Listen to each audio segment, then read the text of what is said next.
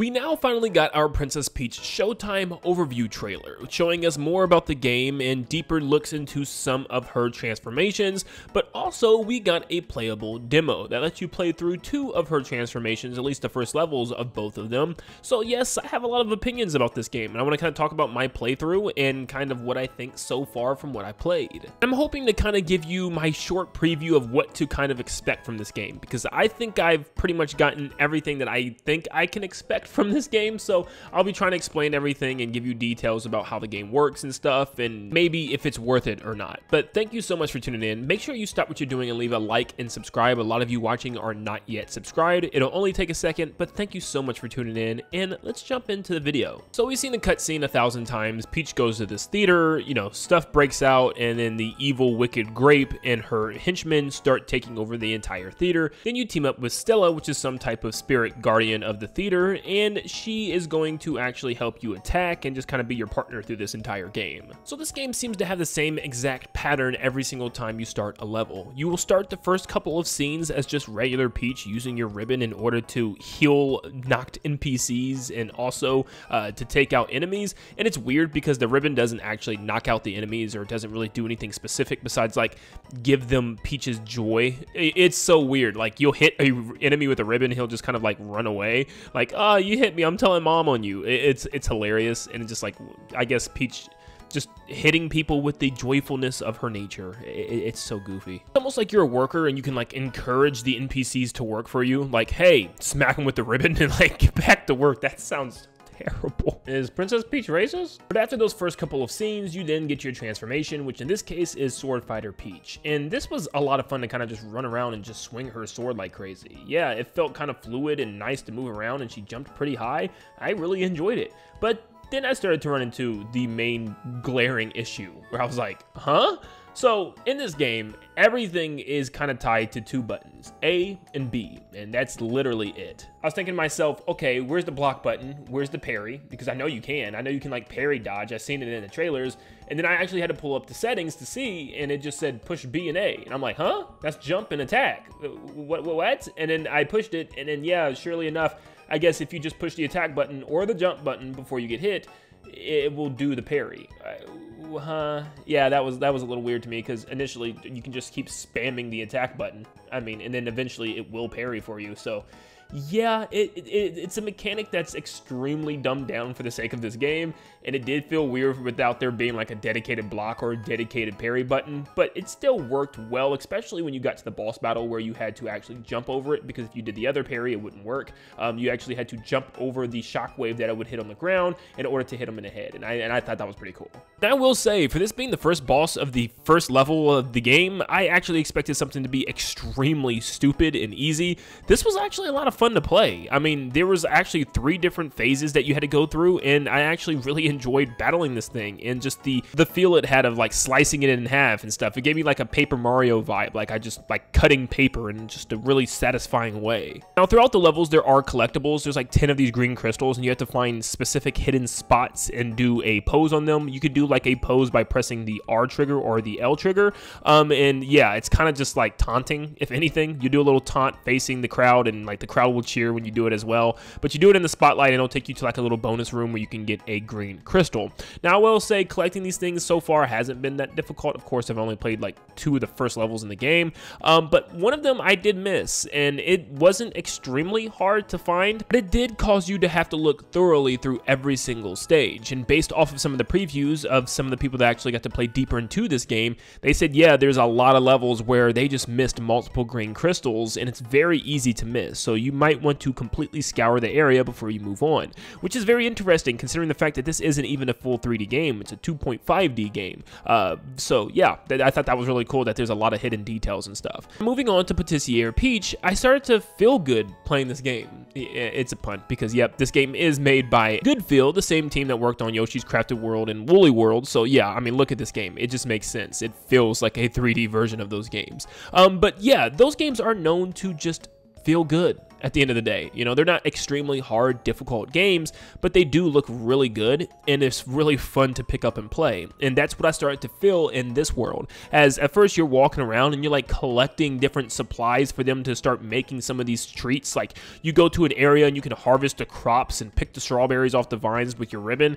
Once again, it's extremely simple. It really requires no thought whatsoever, but it's just satisfying to do it. I can't explain to it. Running through a field and just growing these crops and then throwing them in the basket was just fun, you know? And it doesn't need to be difficult. It was just like a fun little thing to do, and it didn't even need to be included. They could have just done this themselves with the NPCs, but doing this was just a lot of fun. Now off to the baking section, where once again it's just the 2 buttons. Well, in this case, just one button is pressing B. You'll just keep tapping B when you come up to a bowl, and then you have to stop tapping B right when the product is done, because if you don't, it will burn and it will blow up right in Peach's face. And after you have completed your batch of cookies, you have to then run them over to the table in order to set them down. Now I will say, I thought I did pretty daggone good. I've only messed up like one time, but I was making some fast progress. And looking at the bar, clearly I wasn't, because you had to fill that green portion of the bar 3 times in order to get 3 green crystals, and I only did it once, only giving me 1 green crystal.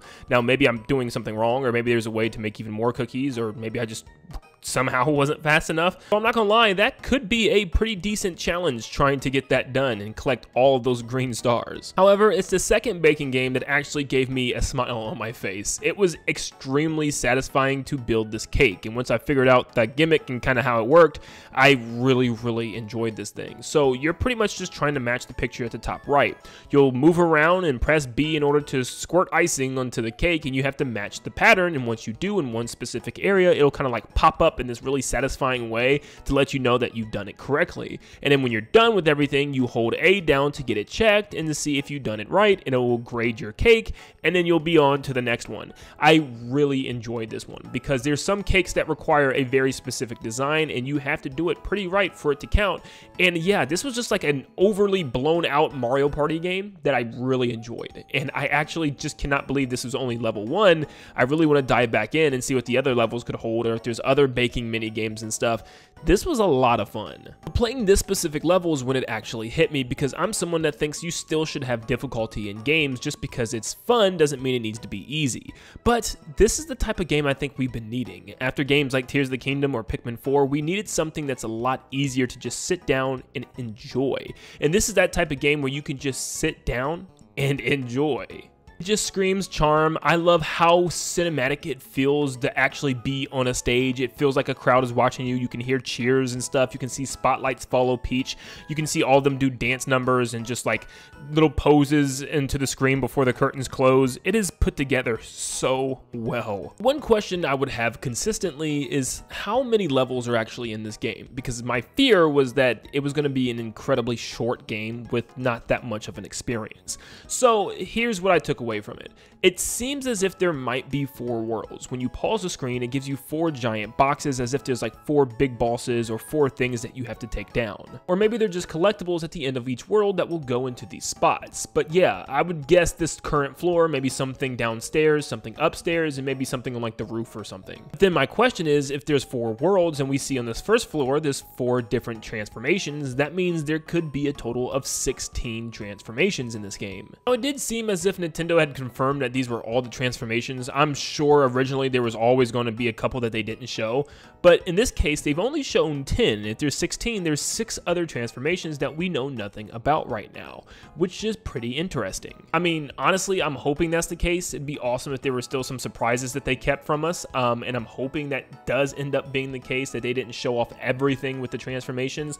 But also, there's some bosses in this game which I really like. Yeah, they're gonna have big boss battles, I guess, on the current floor that you're actually on, and it's not really based on the levels. We've already seen that there's going to be some boss battles in the levels, but apparently there's always going to be a big boss battle on that floor once you're done with all the levels as well, which is awesome to see. Now, something else I did want to add, because I know this could be obvious, but some people might not know. Yes, as you can see, when you go through a door that you've already completed, it'll tell you that you're doing Sword 1 or Patisserie 1, which pretty much means that there's going to be multiple levels within each of the transformation rooms, which is great. And we even even got confirmation by this because we can see lots of brand new clips for the sword fighter area, giving us new levels and new places to go. How many levels are going to be in each world, it's hard to say, but there could actually be a lot of game here. Something else I wanted to mention real quick that I forgot, there is a special hidden ribbon also in every single stage, and it seems like it's always from this Mario lookalike guy. Yeah, this little mustache guy always has a ribbon somewhere, you just have to find him and help him with his task. It also looks like there's going to be some really good replayability because there's these things called rehearsals, which puts you through little challenges in each of the different transformation levels, which is really cool. For instance, it'll be like take out a certain amount of enemies or fly through an area without taking damage and collecting the crystals, and you pretty much have to do these challenges, and there's different grading systems like bronze, silver, and gold, and if you get gold, you can get a new ribbon. Now, what do these ribbons actually do? Well, they give you outfits. Yes, you can change Peach's outfit, at least just her, pink dress outfit. You can't really change the transformation outfits, it looks like, but you'll add some type of design based on where you got the ribbon onto the dress. This game definitely has a very Woolly World vibe to it, with all the, different costumes and patterns you can get like you could on your Yoshi, but now on Peach. And yeah, I actually will say right now, I'm pretty excited to play this game. At first, I was kind of just like, it's going to be all right, but it does show that just because a game is easy doesn't necessarily mean it's not fun. I actually had a blast with just the 2 levels, and I, for the first time in a while, was actually a little disappointed when it popped up that the demo was over. I was ready to get onto some more levels and try some more transformations. So I can say it successfully drawed me in with this demo. I am, very excited to see where they go with this game, what they decide to do, if there's more transformations, how the ending is going to work, are the transformations going to be incorporated into some of the boss battles in a way. I'm very excited. But let me know in the comments down below what you guys think of this game so far. Did you guys play the demo? Are you excited for it? Or are you still not excited for it? Have you kind of gone down in excitement? Let me know exactly how you're feeling, and thank you so much for tuning in. Make sure you leave a like and subscribe before you head out, and like always, I'll see you all on the next one. See you guys.